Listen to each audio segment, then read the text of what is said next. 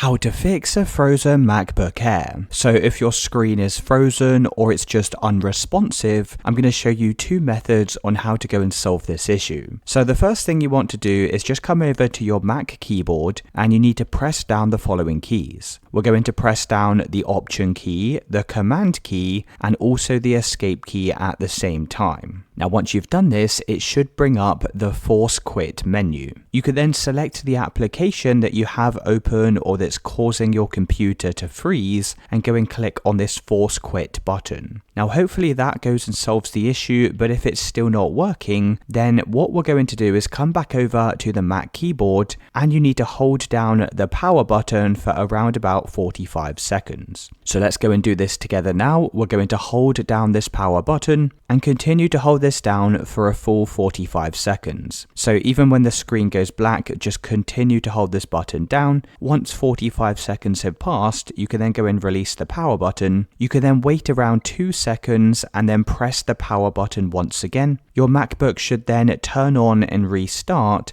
and that's how to fix the frozen or unresponsive screen.